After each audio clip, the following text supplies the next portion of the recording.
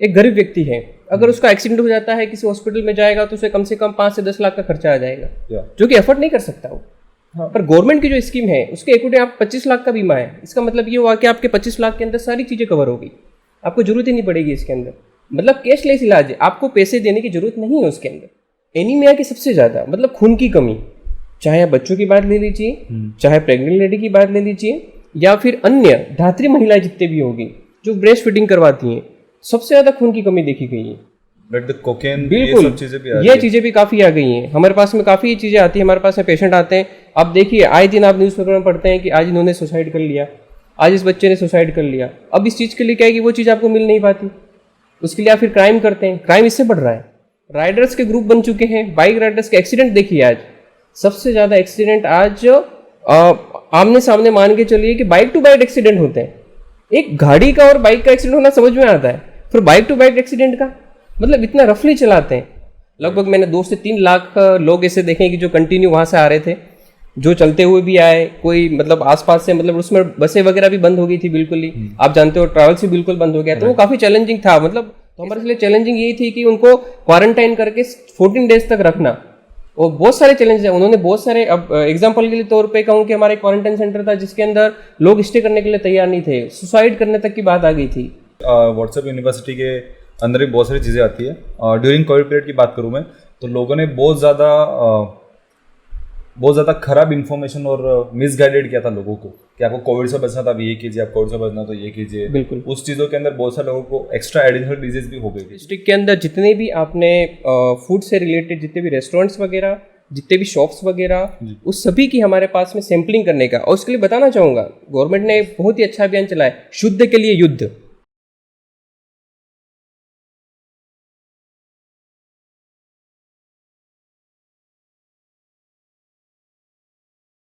Hello, welcome back to another episode of talk with cinema action, जहां हम बात करेंगे एक्स्ट्राऑर्डिनरी लोगों की प्रोफेशनल एक्सपीरियंस और लाइफ के बारे में। I am your host happy Dungarpur, और आज हम आपको मिलवाने वाले हैं doctor Vipin ji Meena, additional CMHO Dungarpur Rajasthan. Welcome to our show sir, we are very thrilled to have you on the show. Before we start the questions, would you please tell us about who you are and what you do? Thank you so much, आपकी channel पर invitation के लिए बहुत बहुत धन्यवाद इसका। My self doctor Vipin, additional CMHO district Dungarpur. अगर बात की जाए मेडिकल डिपार्टमेंट के अंदर मेरी जर्नी को लेके, जो मेरी शुरुआत हुई है एज ए मेडिकल ऑफिसर हुई है डूंगरपुर डिस्ट्रिक्ट के अंदर। 2014 के अंदर मेरी फर्स्ट पोस्टिंग हुई थी। उसके बाद में कंटिन्यूशन में डिफरेंट ब्लॉक्स में, बिछवाड़ा ब्लॉक्स में मैंने सेवाएं दी। कोविड के टाइम पे मैंने वहाँ पर सेवाएं दी। उसके बाद में एडमिनिस्ट्रेशन मुझे अच्छा लगा। डॉक्टर्स की लाइन होती है कि पेशेंट्स के लिए भी होती है, मैंने पेशेंट भी देखे हैं और साथ में एडमिनिस्ट्रेशन का काम भी देखा है उसमें। तो मैंने एक प्रीफर चुन किया है कि जो TSC बेल्ट है हमारा डूंगरपुर डिस्ट्रिक्ट, उसमें रिक्वायरमेंट है फील्ड के अंदर। फील्ड के अंदर हमारे पास में बहुत सारे चैलेंजिंग है, उसको देखते हुए मैंने एडमिनिस्ट्रेशन लाइन चुनी और मैंने एज ए एडिशनल CMHO मैंने 2020 के अंदर यहाँ पर ज्वाइन किया था Dungarpur. What were the experience of as a additional CMHO? As a additional CMHO मैं नोडल ऑफिसर भी, काफ़ी जो गवर्नमेंट की स्कीम है, फ्लैगशिप योजनाएं हैं हमारी, जो स्टेट की फ्लैगशिप स्कीम चल रही है हमारी, चाहे हेल्थ के लिए अभी चिरंजीवी स्वास्थ्य बीमा योजना कह दीजिए, चाहे अनिवार्य मुक्त राजस्थान के लीजिए। इसके बाद में हमारा जो हेल्थ फैसिलिटीज है उससे रिगार्डिंग काफ़ी प्रोग्राम्स हैं। NDD जैसे NDD प्रोग्राम है, नेशनल डीवर्मिंग डेज हैं, तो उसका अलग अलग प्रोग्राम के जो as a nodal officer incharge मुझे बनाया गया है। और बात की जाए तो गवर्नमेंट की काफ़ी स्कीम अच्छी है। अगर मैं पब्लिक को बताना चाहूँगा कि जो अब रिसेंटली चिरंजीवी स्वास्थ्य बीमा योजना है उसके अंदर कम से कम 25 लाख तक का बीमा है, और साथ में अगर इसके साथ में अगर दुर्घटना भी हो जाती है तो उसके लिए 10 लाख तक का बीमा है।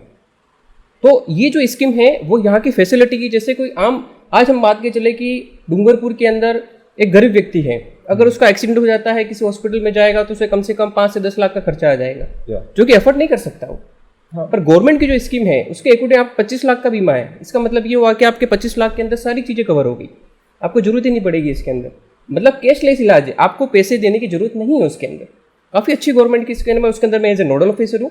और डूंगरपुर डिस्ट्रिक्ट की बात की जाए तो डूंगरपुर डिस्ट्रिक्ट के अंदर जो रजिस्ट्रेशन है इसका मतलब मैक्सिमम है 88% हमारा रजिस्ट्रेशन हो चुका है पूरे राजस्थान के अंदर। ये कभी प्राउड मूवमेंट है।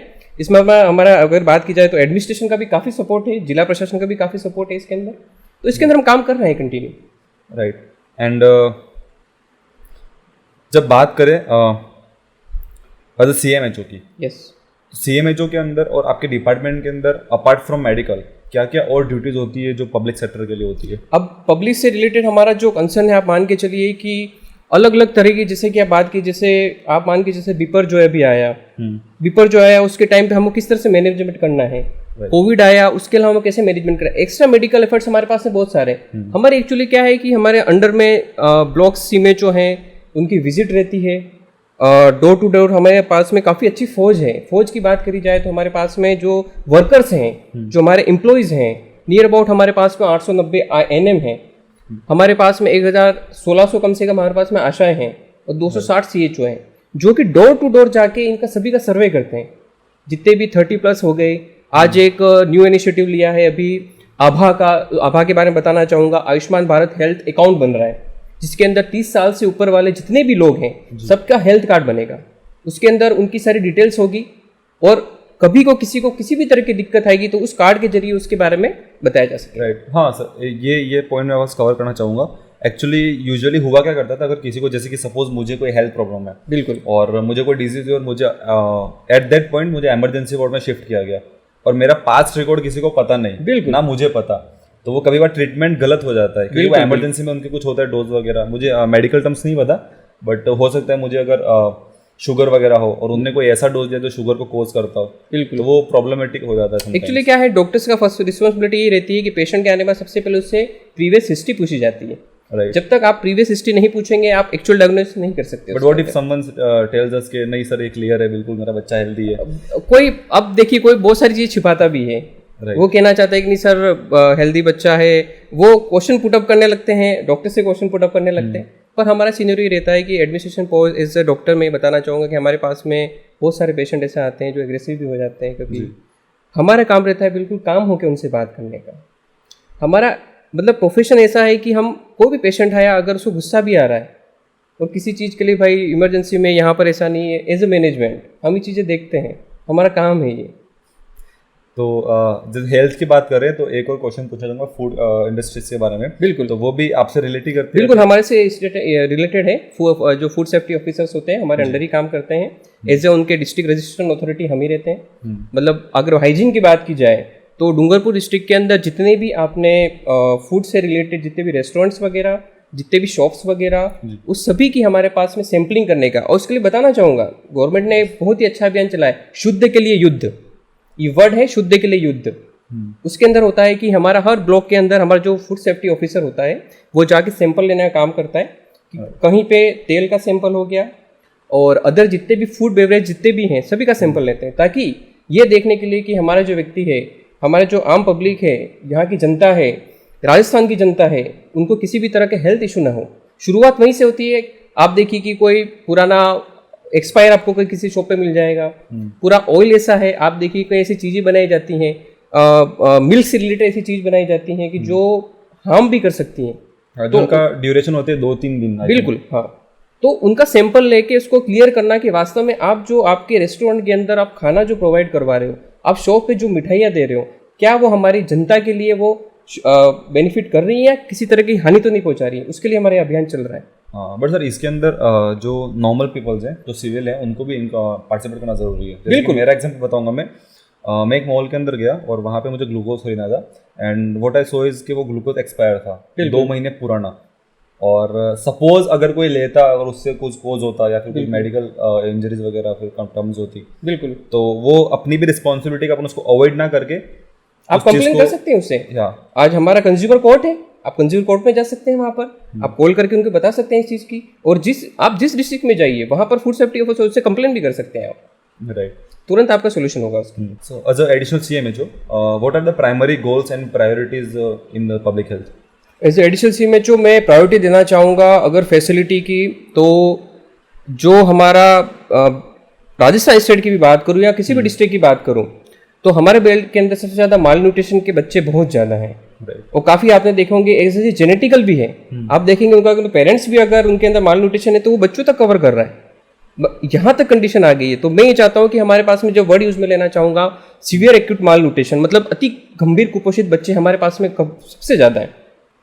तो मेरा गोल ये रहेगा कि अभी हमारी कंटिन्यू एक प्रोग्राम चल रहा है, ICDS से भी चल रहा है, और हमने बीच में इनिशिएटिव भी शुरू किया था। उसके लिए हमने कहा था सही पोषण वागड़ रोशन, ये थीम लेके चले थे हम। और हमारा गोल ये था कि हमको लगभग हमने 400 बच्चे आइडेंटिफाई किए थे इसके अंदर, और 400 बच्चों के अंदर जो MTC से डिस्चार्ज, MTC का मतलब ये हो कि कुपोषण उपचार केंद्र, जो कि हमारे मेडिकल कॉलेज के अंदर है, तो वहाँ से जो डिस्चार्ज होने वाले बच्चे हैं, और फील्ड में जाने के बाद में उन बच्चों का जो 15 डेज तो उनका उपचार ट्रीटमेंट हो जाता है, पर उसके बाद में अगर वो फील्ड में जाते हैं तो उनको उस तरह का न्यूट्रिशन नहीं मिल पाता। हमारे यहाँ पर सबसे बड़ी कमजोरी ये है कि फील्ड में जाने के बाद में माता पिता उनको सही से डाइट नहीं दे पाते हैं। तो हमारा टारगेट था 400 बच्चों का, तो हमने उसके लिए स्पेशली हमारा जो उदयपुर मेडिकल कॉलेज है वहाँ से एक स्पेशल डाइट रेसिपी तैयार करी थी हमने। एक उसको ये कह सकते हैं कि उस डाइट के अंदर जो हमारा लड्डू कह सकते हैं, उसके अंदर काफ़ी अच्छा मिक्सचर था, उसके अंदर काफ़ी मात्रा के अंदर हाई रिच प्रोटीन डाइट थी, उसको हमने खिलाया बच्चों को। और आप उसके अंदर फ्लेवर ऐसा दिया है कि हमारे जो बच्चे हैं यहाँ के कम से कम उसको खाएं, उसको कम से कम दिन में 2 बार खाएं या 3-4 बार खाएं। हमने टारगेट रखा कि दिन में कम से कम 3 बार बच्चों को खाना ही खाना। तो हमने 2 महीने तक वो ट्रीटमेंट चलाया और हमारे पास में रिजल्ट आया, वो बच्चे सेम से निकल के मैम में आए। हमने कोशिश करी कब तक मैम में आए। मैम का मतलब ये होता है मॉडरेट एक्यूट मालन्यूट्रिशन, मतलब बच्चा अति कुपोषित गंभीर से सामान्य में आया। सामान्य में नहीं आया, वो मॉडरेट में आया, कि मतलब बीच की अवस्था में आया। तो हमारा ये गोल है कि इनको मालन्यूट्रिशन से मुक्त करना। और सबसे बड़ी बात है कि मालन्यूट्रिशन चले ठीक है, पर यहाँ पर एनीमिया की सबसे ज़्यादा, मतलब खून की कमी, चाहे बच्चों की बात ले लीजिए, चाहे प्रेग्नेंट लेडी की बात ले लीजिए, या फिर अन्य धात्री महिलाएं जितने भी होगी जो ब्रेस्ट फीडिंग करवाती हैं, सबसे ज़्यादा खून की कमी देखी गई है। अगर इनिशियल स्टेज के अंदर हमने इस एनीमिया को रोकथाम कर ली, मतलब उनका जो HB हीमोग्लोबिन होता है, रक्त की जो खून की कमी होती है, अगर वो कम से कम 11 से ऊपर आ जाए, हमारा इसके लिए ही अनीमिया मुक्त राजस्थान चल रहा है, तो उसके लिए हम काफ़ी काम कर रहे हैं। इसके अंदर जो बच्चे स्कूल नहीं भी जा रहे हैं, हमारे यहाँ पर बहुत सारे ऐसे बच्चे जो स्कूल जाने वाले बच्चों के लिए तो हमारे पास में कोई दिक्कत नहीं है, और स्कूल नहीं जाने वाले बच्चों पे भी फोकस है हमारा। But sir lack of literacy बोल सकते हैं, बिल्कुल कह सकते हैं आप, क्योंकि कुछ इंजरीज जो फिजिकली दिखती है और ये फिजिकली दिखती नहीं है। बिल्कुल, तो ये भी जरूरी है। तो मेरा 2 फोकस रहेगा, एक तो एनीमिया पे और दूसरा मालन्यूट्रिशन पे। तो इसके अंदर हेल्थ चैलेंजेस से निपटने के लिए आपके पास एट राइट नाउ डूंगरपुर के अलावा और कौन से स्टेप्स है जो सक्सेसफुली एग्जीक्यूट हो चुके हैं? सक्सेसफुली अगर बात की जाए तो हमारे पास में जो हमने जो हमारा पल्स पोलियो जैसे चल रहा है, कार्यक्रम चल रहा है, और हमारे यहाँ मिजल्स के भी काफ़ी केस हैं। मिजल्स और रूबेला एक तरह से बच्चों के अंदर MR जो वैक्सीन हमने पहले कराई थी, जैसे फीवर विद रैशेस वगैरह होते हैं। और दूसरी चीज आप मान के चलिए कि हमारे 2 गोल हैं, उसको 2025 तक हमारा जो टीबी है उसको मुक्त करने का अभियान चल रहा है, टीबी मुक्त डूंगरपुर 25 तक, तो उसके लिए भी काफी प्रयास कर रहे हैं। तो ये मान के चलिए कि ये ऐसी चीज है कि इसको हम बिल्कुल कंट्रोल कर लेंगे, टीबी को स्पेशली। तो sir TB causes I think धुएं वगैरह से कोज होता है? हाँ, धुएं से भी होता है। जैसे आपने अगर धुएं की बात कही है तो मैं एक बात और कहना चाहूंगा टोबैको से रिलेटेड। आज आप देखिए डूंगरपुर की स्थिति देखिए आप, डूंगरपुर जैसे पहला सिंदूरी नहीं रहा, आज यहाँ पर बहुत सारे ऐसे बच्चे हैं एडिक्ट हो गए इन चीज़ों को लेके, और इसके लिए हमारे पास में अलग से NGO भी चल रहे हैं। पहले इस तरह का डूंगरपुर का सिंदूरी नहीं था। यहाँ पर आप मान के चलिए सिगरेट के अलावा और भी एडिक्शन यहाँ पर आने शुरू हो गए। उसकी वजह से क्या हो रहा है आप देखिए, यहाँ पर ये जो बात की जाए तो अगर पहले से जो यहाँ पर जितने भी लूट मार की तो घटनाएं हो रही थी पहले से काफ़ी बड़ी है। उसका मेन रीज़न क्या है? इसका सिगरेट के अलावा दूसरे हो गए, चाहे अफीम हो गया, चाहे गांजा हो गया, यहाँ तक पहुंच चुका है डूंगरपुर। कोकेन, बिल्कुल, ये चीज़ें भी काफ़ी आ गई हैं हमारे पास में, काफ़ी चीज़ें आती हैं हमारे पास में, पेशेंट आते हैं। आप देखिए आए दिन आप न्यूज़पेपर में पढ़ते हैं कि आज इन्होंने सुसाइड कर लिया, आज इस बच्चे ने सुसाइड कर लिया। अब इस चीज़ के लिए क्या है कि वो चीज़ आपको मिल नहीं पाती, उसके लिए आप फिर क्राइम करते हैं, क्राइम इससे बढ़ रहा है। तो इसके लिए सबसे ज़्यादा है काउंसलिंग की सबसे ज़्यादा ज़रूरत है कि घर के अंदर काउंसलिंग हो बच्चों की अच्छे से, उसको प्रॉपर एनवायरनमेंट मिले। उसके लिए सबसे ज़्यादा जरूरी है पेरेंट्स का उनका साथ में रहना। मैं तो ये कहूँगा कि जो बच्चा आज आपको लगता है कि गुमसुम रहता है या किसी तरह से किसी से बात नहीं कर रहा है, वो अवसाद में चला गया, वो डिप्रेशन में चला गया, तो पेरेंट्स का भी इसके अंदर मैं कहना चाहूँगा कि आप अपने बच्चों को टाइम दीजिए। आप चाहे ब्रेकफास्ट हो गया, चाहे लंच हो गया, चाहे डिनर हो गया, आप उनके साथ में बैठिए, उनके साथ में स्पेंड करिए, ना कि आप भी मोबाइल में लगे रहिए और बच्चे भी मोबाइल में लगे रहें। ये सबसे बड़ी प्रॉब्लम, सबसे बड़ी दिक्कत ये है। अभी ये दिक्कत है मोबाइल, मैं उन्हें कहना चाहूँगा कि मोबाइल आपका यूज़ में नहीं लेना चाहिए, पर एक लिमिट होनी चाहिए कि आप उसको किसी टाइम तक यूज़ करिए। और उसके बाद में अगर आपके छोटे बच्चे हैं, कम से कम आप देखिए कि छोटे बच्चे भी उसको यूज़ में ले रहे हैं, तो अगर पेरेंट्स अगर अपने बच्चों के लिए, आज का जो एनवायरनमेंट ऐसा हो गया है कि आपको बच्चों के लिए टाइम देना होगा, चाहे फर्स्ट क्लास से लेके आप बड़े बच्चों की बात करूं, आप देखिए कि आप ये मान के चलिए, मुझे बहुत सुन के भी ऐसे दिक्कत होती है कि डूंगरपुर डिस्ट्रिक्ट के अंदर ऐसे राइडर्स के ग्रुप बन चुके हैं, बाइक राइडर्स के एक्सीडेंट देखिए आज सबसे ज़्यादा एक्सीडेंट आज आमने सामने मान के चलिए कि बाइक टू बाइक एक्सीडेंट होते हैं। एक गाड़ी का और बाइक का एक्सीडेंट होना समझ में आता है, फिर बाइक टू बाइक एक्सीडेंट का मतलब इतना रफली चलाते हैं। तो कम से कम ये होना चाहिए कि वो एक लिमिट तक, मतलब सभी आप देखिए कि कोई भी एक मिडिल क्लास के अंदर भी आपसे 4 से 4 गाड़ियां हैं, तो पेरेंट्स को चाहिए कि आप उनको बिल्कुल यह नहीं कहिए कि आप स्कूल भी लेके जाइए, एक लिमिट होनी चाहिए।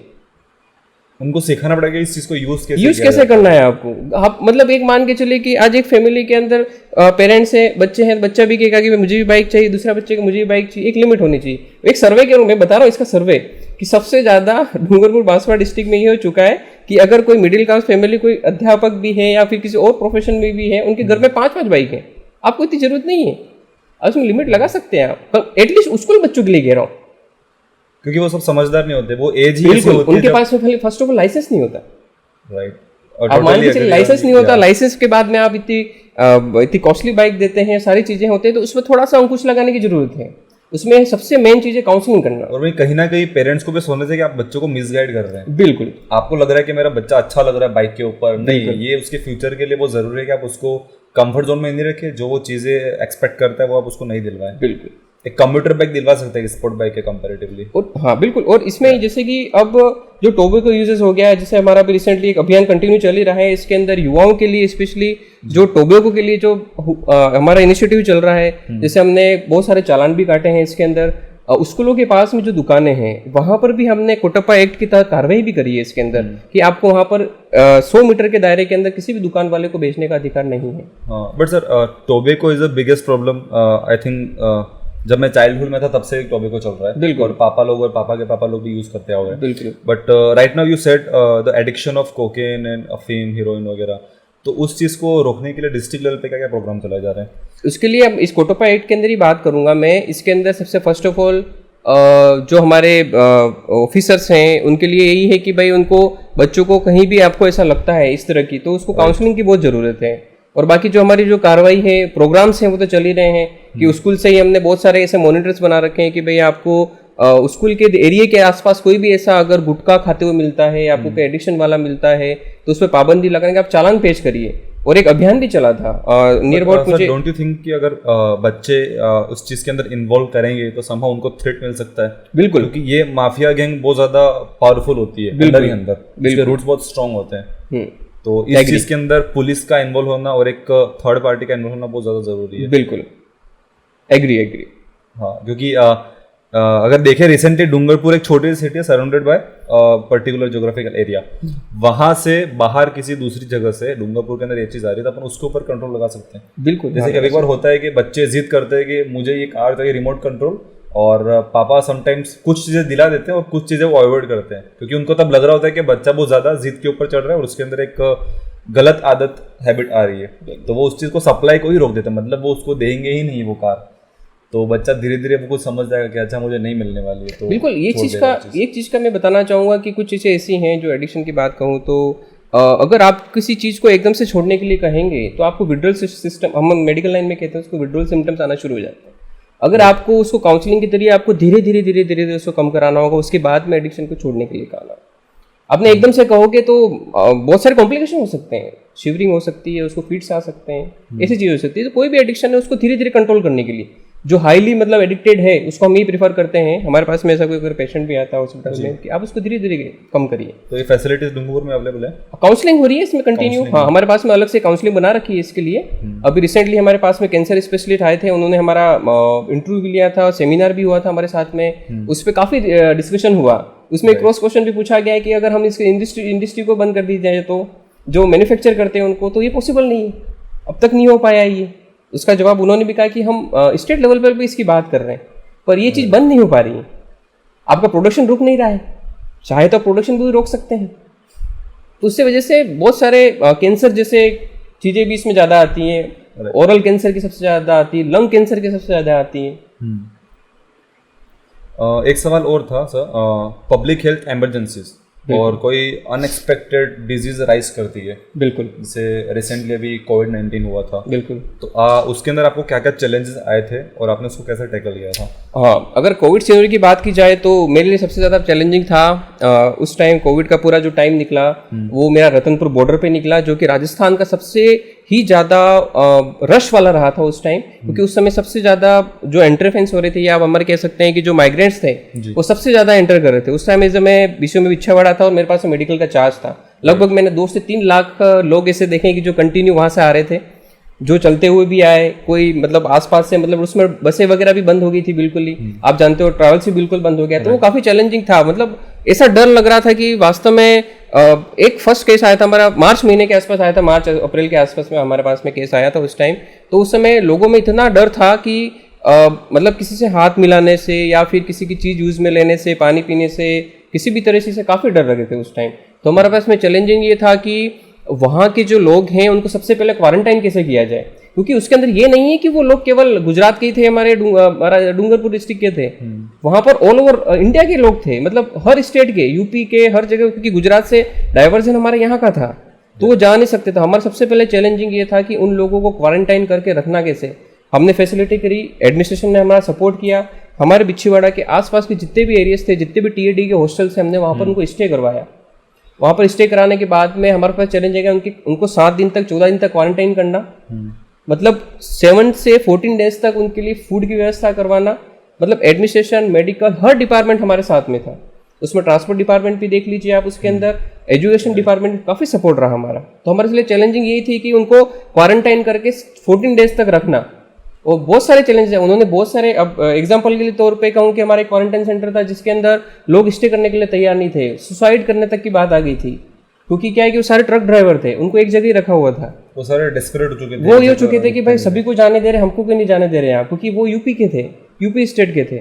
और काफ़ी हमारे पास में उसके बाद साइकेट्रिक बुलाए हमने, वहाँ पे काउंसलिंग करी, उसके बाद में कम से कम नेक्स्ट 7 डेज तक एडमिनिस्ट्रेशन उन पर लगा रहा कि नहीं, आपको सारी चीज़ें प्रोवाइड करवाई जाएगी। But sir during that time बहुत सारे होम वॉयलेंसेस भी देखे गए, बिल्कुल, उसी डिस्प्रेशन की वजह से। बिल्कुल।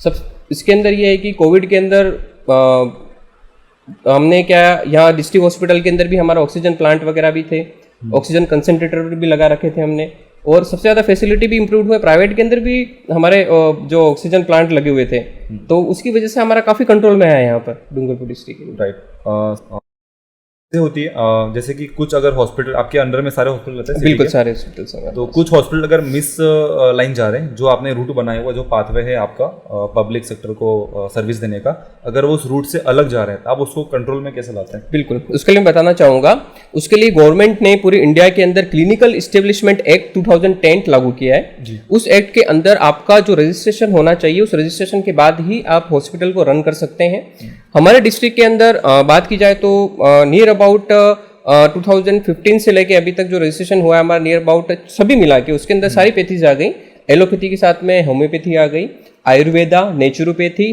उसमें सारी पैथी इंक्लूड होने के बाद में जो रजिस्ट्रेशन हुआ है वो 25 या 30 के आसपास रजिस्ट्रेशन हुआ है। तो आप ये देखिए कि इसके अंदर हमने उस रजिस्ट्रेशन में होने के बाद में, और कंपलसरी, अगर आपको एक इन्फॉर्मेशन देना चाहूँगा कि डूंगरपुर के अंदर अगर आपको प्रैक्टिस करनी है तो राजस्थान मेडिकल काउंसिल का रजिस्ट्रेशन होना बिल्कुल कंपलसरी है। आप गुजरात मेडिकल काउंसिल पे आप यहाँ पर प्रैक्टिस नहीं कर सकते हैं। गवर्नमेंट ने बिल्कुल स्पेशली ये आप कह सकते हैं गाइडलाइन दे रखी है कि बाहर से आने के बाद में आपको एनओसी के बाद में आप कर सकते हैं। जैसे हमारा नियरेस्ट गुजरात है, अगर वहाँ के किसी डॉक्टर को यहाँ आके प्रैक्टिस करनी है तो वहाँ से एनओसी लेने के बाद में राजस्थान मेडिकल काउंसिल के अंदर होना रजिस्ट्रेशन जरूरी है। तो ये एक्ट लागू किया गया है, उस एक्ट के अकॉर्डिंग उसमें सारी फैसिलिटीज़ हैं। उसमें हमारा रूटीन, जैसे आप बात की जाए तो हमारे यहाँ पर बहुत सारे सोनोग्राफी सेंटर्स हैं, वो भी उसके अंदर इंक्लूड हो गए। उसके अंदर चाहे हमारे लैब्स हो गए, यहाँ पे लगभग 20 हमारे पास में लैब्स हैं पूरे डूंगरपुर डिस्ट्रिक्ट के अंदर, तो उसका सभी मॉनिटरिंग हमारे पास में रहती है। टाइम टू टाइम वहाँ पर किस तरह के डॉक्टर वहाँ पर प्रैक्टिस कर रहे हैं, बाहर के कितने डॉक्टर्स हैं, on call super specialist doctor कितने आ रहे हैं हमारे पास में, उस सबकी मॉनिटरिंग, और उसका नोडल ऑफिसर मैं खुद ही हूँ उसका, और उसको पर्सनली टाइम टू टाइम हम विजिट करते हैं कि ताकि किसी तरह का, आज हमने देखा हुआ किसी हॉस्पिटल के अंदर जाने के बाद में होता है, आम पब्लिक है, चलो उनको नोटिस में नहीं रहता है कि गलत इंजेक्शन लग गया, तो एक्चुअली गलत इंजेक्शन आप नहीं कह सकते हैं, हो सकता है कि किसी तरह का उसको पहले कॉम्प्लिकेशन हो किसी तरह का, लैक ऑफ इंफॉर्मेशन, हाँ लैक ऑफ इंफॉर्मेशन कर सकते हैं, डिले प्रिपरेशन कह सकते हैं, तो कुछ चीजें हैं। उसके लिए रिसेंटली बताना चाहूँगा कि कल ही इंडियन मेडिकल एसोसिएशन के बाद में हमारे डूंगरपुर डिस्ट्रिक्ट के अंदर डॉक्टर्स डे पे फर्स्ट टाइम यहाँ पर DPHA Dungarpur private hospital association को क्रिएट किया गया इसके लिए, ताकि हमारे फील्ड के अंदर भी छोटे हॉस्पिटल हैं वो रन कर, अगर उनको कोई दिक्कत आ रही है तो वो पूरा एसोसिएशन बनने के बाद में पूरा डूंगरपुर डिस्ट्रिक्ट के अंदर किसी भी हॉस्पिटल से रिलेटेड कुछ क्वेरी आती है तो वो उनके पास में आएगी। तो ये फर्स्ट टाइम इसका एसोसिएशन बना है डूंगरपुर का, काफ़ी अच्छी बात है। उसके अंदर हमारे हॉस्पिटल प्राइवेट हॉस्पिटल के एसोसिएशन के जो अध्यक्ष हैं जितेंद्र गुप्ता जी हैं, जीवन ज्योति हॉस्पिटल से हैं वो, तो उन्होंने काफ़ी अच्छा इनिशिएटिव लिया है। तो इस तरह से हम डे टू टाइम हमारा जो मंथली विजिट रहती है हमारे हॉस्पिटल्स की, प्राइवेट हॉस्पिटल की, सोनोग्राफी सेंटर्स की, लैब्स की और क्वैक्स हैं जैसे नीम हकीम हो गए हमारे पास में, यहाँ पर बहुत सारे हमारे पास में, तो क्या कहना चाहूँगे हमारे यहाँ पर काफ़ी बल्क मात्रा में है, तो उस पर भी हम काफ़ी कंज्यूम लगाते हैं कि भाई डोर टू डोर प्रैक्टिस कर रहे हैं, माल प्रैक्टिशनर जो हैं उन पर कार्रवाई होती है, कार्रवाई भी हम कंटिन्यू करते हैं इसके ऊपर। राइट, क्योंकि वो कहीं भी टेंट लगा के रह लेते हैं। हाँ बिल्कुल, आप नहीं, आप टेंट की बात करें, डोर टू डोर फैसिलिटी रहती है उनकी। आज एक बात, आप अगर मैं बात कहूँ तो आज हमारी जो आम जनता है, आम लोग हैं, उनको क्या चाहिए, रात को 2 बजे जो हमारे घर पे आके हमारा इलाज करके चला जाए। राइट, आप मान के चलिए इस चीज़ को, चाहे आज कितना भी वेल क्वालिफाइड डॉक्टर है हमारे पास में, चाहे हमारे हेल्थ फैसिलिटी काफ़ी, पर गाँव के अंदर ये है कि रात को जो 2 बजे आकर हमारा इलाज करके गया वही हमारा डॉक्टर है। आज का सिनेरियो देखिए आप, उनको ये मतलब नहीं है कि डॉक्टर, आज एक नर्सिंग स्टाफ और ANM, जो व्यक्ति आया हमारे पास में और जो हमारे पास में आके इलाज किया वो हमारे लिए डॉक्टर है। उनको नहीं पता कि डिस्ट्रिक्ट लेवल पे मैं बैठा हूँ एडिशनल CMHO इतना बड़ा डॉक्टर नहीं, वो हमारे लिए डॉक्टर है। वो सर ये व्हाट्सएप यूनिवर्सिटी के अंदर भी बहुत सारी चीज़ें आती है। ड्यूरिंग कोविड पीरियड की बात करूँ मैं, तो लोगों ने बहुत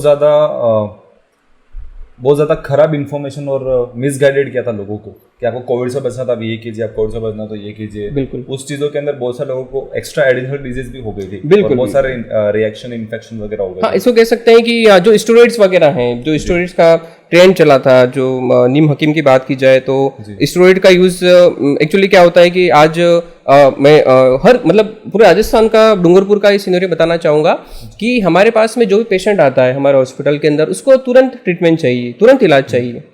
तो उसके लिए वो कहता है कि साहब एक ही है हमारे यहाँ पर कि सर बोतल चढ़ा दीजिए आप, जिसका इलाज गोली दे के हो रहा है उसको बोतल चढ़ाने की क्या आवश्यकता है। पर एक मेंटेलिटी बन गई कि नहीं, हमको बोतल चढ़ाने से ही ठीक होगा। वो सिनेरियो कहाँ से आया है, वो नीम हकीमों के पास में से आया है। वो जाते ही क्या करते हैं, आप जाके एडमिट हो जाइए और ड्रिप चढ़ा दीजिए। एक साइकोलॉजी होती है कि हाँ, बोतल चढ़ने से आप अगर ग्लूकोज को आप अगर ओरली पी रहे हैं और उसको नस की तरह जा रहा है, बात तो एक ही है, इक्वल बात है। आप ग्लूकोज पी रहे हैं और वही आपका NS नॉर्मल सलाइन है, वो आपके शरीर में जा रहा है, ठंडक पहुंच रही है और आपको मेंटली सेटिस्फेक्शन है कि मैं ठीक हो गया। कुछ नहीं कर, वो रीजन क्या होता है, जब अपन फॉर्म अलग है, बिल्कुल, और चीज वो है उसका, ये IV से जा रहा है, ये ओरली जा रहा है। ओरली जा रहा है। तो वो जो माल प्रैक्टिशनर है वो कभी भी आपको दवाई नहीं देते, वो आपको सीधा इंजेक्शन स्टेरॉइड देते हैं। पर एक टाइम के बाद में वो इंजेक्शन अगर आपका रेजिडेंट हो गया, माना कि आपको मलेरिया का किसी का है या कोई किसी तरह का आपको PV या PF हो रहा है, बताना चाहूँगा PV और मलेरिया के 2 टर्म्स हैं, तो उसकी वजह से अगर आप डायग्नोस हुआ है तो सीधा स्टेरॉइड वगैरह लगा लेते हैं। कोई आर्टिसोनेट दवाइयाँ प्रीफर नहीं करते वो, तो एट ए टाइम रिजल्ट तो मिल जाता है उनको, ड्रिप भी चढ़ा देते हैं, ठीक है। तो हाँ, लॉन्ग टर्म अगर बाद में उसको 1 साल बाद में अगर रिकरेंट अगर उसको होता है तो वो इंजेक्शन उसका काम नहीं आएगा, क्योंकि वो उसके लिए रेजिडेंट हो चुका है। रेजिडेंट का मतलब कि वो उसको पहले लग चुका है 2-3 बार के अंदर, अब वो उसके अंदर कोई भी उसके अंदर रिएक्शन नहीं करेगा या फिर उसको लाभ नहीं पहुंचाएगा उसको। तो ये सिनेरियो है। तो हम तो ये प्रीफर करते हैं कि अगर हमारे पास में कोई पेशेंट आया है तो आप जितना हो सके आप दवाई लीजिए, और उसके बाद में हमको आवश्यकता लगती है तो हम आप 2 से 3 हमारा जो टाइम पीरियड रहता है, 2 से 3 दिन का टाइम पीरियड रहता है, हम आपको एडमिट भी करेंगे। तो एक मैंने उस पर भी साइकोलॉजी पे इस पर फोकस किया है कि नहीं, वास्तव में अगर आपको ठीक होना है तो आप, गवर्नमेंट ने दवाई भी तो बनाई है, तो उससे भी तो ट्रीटमेंट हो सकता है। अब ऐसा नहीं कि आप एक दिन में आप दवाई, तो आपकी डोज जो डॉक्टर लिखता है आपका 5 दिन का या 3 दिन का, तो उसके हिसाब से लेनी है। तो इस सिनेरियो को काफ़ी कम करने की कोशिश करी हमारे जो फील्ड में डॉक्टर्स हैं, और डॉक्टर्स इनसे भी अपील करना चाहूँगा आम जनता से कि आप इंस्टेंट आपका किसी का एक ही दिन के अंदर आपका ट्रीटमेंट, ये आप मान के चलिए कि आपका डायग्नोस हो गया और आपका ट्रीटमेंट हो गया, आप जो डॉक्टर साहब जो प्रीफर करते हैं उसको फॉलो करना चाहिए आपको, कि आपको 5 दिन के लिए गया तो 5 दिन तक दवाई लेनी ही लेनी है आपको। क्योंकि सर मैं खुद ग्राउंड लेवल पे हूँ, तो मुझे इस चीज़ का नॉलेज है। अगर डॉक्टर ए ने जो प्रिस्क्रिप्शन दिया वो लोग फॉलो करते हैं और 1-2 दिन में देखते हैं ठीक नहीं हो रहा है, और दूसरे ही दिन या तीसरे दिन वो किसी डॉक्टर बी के पास जाते हैं और उन्होंने फिर हाई डोज दे दिया होता है, बिल्कुल तो बिल्कुल वो ठीक हो जाता है। तो फिर अब लोग भ्रांतियां फैलाते हैं कि डॉक्टर ए का ट्रीटमेंट अच्छा नहीं है, एक वो तरह से तो लूटते हैं, और डॉक्टर बी ने अच्छा ट्रीटमेंट किया और मैं ठीक हो गया। तो ये सारी चीजें आती है, बट हाँ पब्लिक को समझने वाली बात है कि ये सब चीजें गलत है। आप लो डोसेस स्टार्ट कीजिए, जो डॉक्टर प्रिस्क्राइब करते हैं वो काफ़ी अच्छा करते हैं और वो लाइसेंस डॉक्टर होते हैं। बिल्कुल right sir, what are your future goals and future plans as additional CMHO? As additional CMHO मैंने सबसे ज़्यादा जो मैंने प्लानिंग कर रखी है वो हेल्थ सेक्टर के अंदर जो हमारे जितने भी फ्लैगशिप स्कीम्स हैं या रूटीन्स जो स्कीम है उसको प्रॉपर तरीके से कैसे इम्प्लीमेंट करूं, उसको एज अ एम्प्लॉय जो हमारे पास में है, जो हमारे पास में जितने भी नर्सिंग ऑफिसर्स हैं, एज अ ट्रेनिंग पर्पस के हिसाब से मेरा गोल यही है कि time to time field visits को मैं थोड़ा उसके अंदर इम्प्रूवमेंट करूं। और ट्रेनिंग पर्पस से ही हमारे यहाँ देखा गया है कि ट्रेनिंग की वजह से ही हमारी, चाहे हर फील्ड के अंदर हो गया, ट्रेनिंग ही सबसे कंपलसरी है। ट्रेनिंग से ही आप ग्राउंड लेवल के अंदर हमारा जो एम्प्लॉई है वो आम जनता तक उसको मैसेज पहुंचाएगा। और सबसे ज़्यादा फोकस करना चाहूँगा जो मेरा फ्यूचर पार IEC जो एक्टिविटीज़ जो होती है, IEC एक्टिविटीज़ मतलब जितने भी प्रोग्राम्स हैं, आज हम देखते हैं कि हमारी आम जनता को जो सुन के, जो देख के, चाहे हमारे IEC पोस्टर्स वगैरह हो गए, आप डूंगरपुर में देखिए कि हर जगह मेडिकल डिपार्टमेंट्स के भी पोस्टर लगे हुए हैं, तो उसको ग्राउंड लेवल पर कैसे पहुंचा जाए। हम आज ऑफिस से बैठ के सारे काम करते हैं, पर आज ये देखने में आया है कि हमारे फील्ड के अंदर लोगों तक वो मैसेज पहुंच रहा है, नहीं पहुंच रहा। तो मैं ये फोकस रखना चाहूँगा कि हर तरफ से हमारे पास में जितने भी हमारी आम जनता है उनको घर घर के अंदर लोगों को हर योजना के बारे में पता हो, हमारे पास में जो हमारी स्कीमें चल रही है उसके बारे में पता हो, हम जहाँ कैंप ऑर्गेनाइज कर रहे हैं उसके बारे में पता हो, और जो डिजीज से रिलेटेड है, हमारी नॉन कम्युनिकल डिजीज हो गए या हेल्थ से रिलेटेड जो भी इशू हो गए, तो उसके बारे में अवेयर करने के लिए मेरा गोल ये है कि उनके पास में हर हमारी जो आशाएं हैं वो डोर टू डोर उनके घर के पास में जाने के बाद में उनके हेल्थ से रिलेटेड सारी इन्फॉर्मेशन अपने पास में रखे। और एक मेरा ये है कि मैं एक ऑनलाइन प्लेटफॉर्म रखना चाहता हूँ कि मेरे पास में डिस्ट्रिक्ट में ऑनलाइन तरीके से हमारे पास में बहुत सारे अभी कंटिन्यू चल ही रहा है, जैसे PCTS ऐप वगैरह चल रहे हैं, तो उसको मैं कोई भी रिपोर्टिंग को अपने पास में डिस्ट्रिक्ट लेवल पर लाने के लिए हर फील्ड के अंदर, हमारे मेडिकल के अंदर बहुत सारे 78 से ऊपर प्रोग्राम्स हैं, उसको एक ऐसे प्लेटफॉर्म पे लाना चाहता हूँ कि वो आज हमारी जनता उस सारी जितने भी हमारी जो योजना है उसको अच्छे से अवेयर हो, उसके बारे में जाने, चाहे वो फाइनेंशियली हो कि हाँ आज हमको इस तरह का इसमें इतना भुगतान मिलता है, डिलीवरी के बाद में 1400 रुपये मिलते हैं, 2500 रुपये मिलते हैं, तो वो हर व्यक्ति की टिप्स पे हो। और वो ये अवेयर रखें कि नहीं, हमको हॉस्पिटल जाने से पहले ये इन्फॉर्मेशन हमारे पास में होनी चाहिए। तो मैं ग्राउंड लेवल तक ये चीज़ें पहुंचाना चाहता हूँ IEC के माध्यम से। और जब तक आपकी हम अगर IEC नहीं करेंगे किसी चीज़ की, तो वो ग्राउंड लेवल पे उनके पास में घर पे नहीं पहुंच पाएगी वो, जिस पर मेरा फोकस है। बचाओ बेटी पढ़ाओ के अंदर भी कुछ स्कीम्स हैं जो, बिल्कुल। और आज सरकार की सबसे महत्वपूर्ण योजना भी है, जैसे उड़ान योजना की बात कहूँ तो उड़ान योजना के अंदर जितने भी हम देखें कि आपने जैसे एड पढ़ा होगा, जैसे अक्षय कुमार का एड आता है, जो सैनिटरी नैपकिन का जो एड होता है, तो उसके अंदर भी काफी अच्छा मैसेज है वो। देखा जाए तो बहुत सारे पहले हमारी भ्रांति थी कि हम इसको यूज नहीं करते थे या शर्मिंदगी होती थी इसको यूज करने के लिए, पर आज की बात यह है कि हमारे पास में आज स्कूलों के अंदर भी इसका वितरण हो रहा है। उसको एक ऐसे प्लेटफॉर्म पे लाके रखा है हमने, सैनिटरी नैपकिन को वो हर महिला के पास में रहे, चाहे उसके अंदर आपकी कम एज से लेके 18 से लेके ऊपर जितने भी महिलाएं हैं स्कूलों के अंदर वितरित कर रहे हैं, हम हमारे कॉलेजों के अंदर वितरित कर रहे हैं, और हर डोर टू डोर उसका चैनल चल रहा है। तो उसकी जो क्वालिटी, जो एश्योरेंस है, उसको भी हम देखते हैं। हमारा डिस्ट्रिक्ट ड्रग वेयर हाउस है, वहां पर उसके जो सैनिटरी नैपकिन के अंदर किसी तरह की, ताकि किसी महिलाओं को यूज करते थे हमको कोई दिक्कत नहीं आए, तो इसके अंदर भी काफी आप सरकार इसके लिए बहुत ही गंभीर है, क्योंकि इसकी वजह से ही कहीं ना कहीं देखिए कि आप सर्वाइकल कैंसर्स वगैरह होते हैं, अगर आपको लगता है कि आप यूज नहीं कर पा रहे हैं, ब्लडिंग्स हो रही हैं, तो PPH होता है, या फिर उसके बाद में सर्वाइकल कैंसर जैसी गंभीर बीमारियां हैं, वो इससे पनपती हैं। तो अगर हमने इसको क्योर कर लिया तो इसको भी जो हमारी गवर्नमेंट है इस पे सबसे ज़्यादा फोकस इस पे कर रही है। ICDS डिपार्टमेंट हो गया, इस पे काफ़ी फोकस कर रहा है कि आपको ये नहीं कि महिलाएं गंदा कपड़ा यूज में लें किसी तरह का। तो एक तरह से वो अब ये अवेयरनेस आ गई है कि इसको आप छिपाए नहीं किसी भी चीज़ के लिए।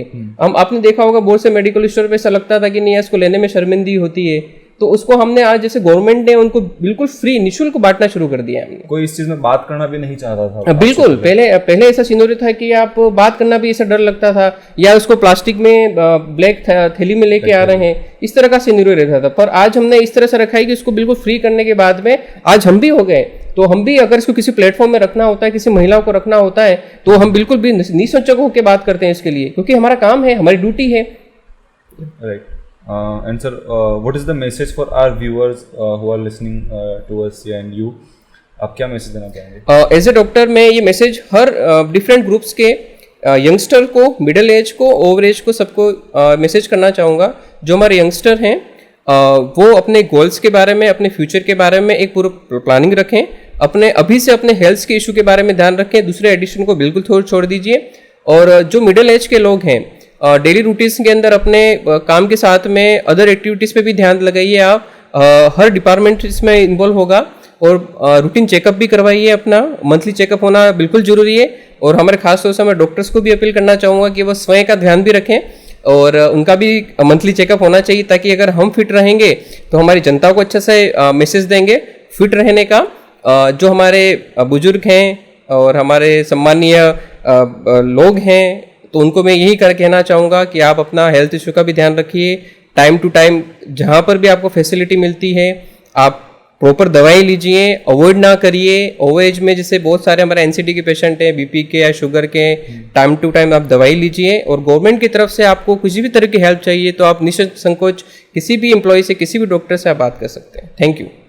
हाँ, थैंक यू सर, आपसे बात करके काफ़ी अच्छा लगा, बहुत सारे डाउट्स क्लियर हुए। आई होप जो भी जनता अनअवेयर थी बहुत सारे फ्लैगशिप योजनाओं के बारे में, और उनको डर लगता था कि मेडिकल के अंदर हम कैसे लोगों को ट्रस्ट करें, कैसे डॉक्टर से ट्रस्ट करें, तो वो काफ़ी सारे पॉइंट्स, बहुत सारे पॉइंट्स क्लियर हुए। And thank you again sir, thank you for coming in this show. Thank you so much.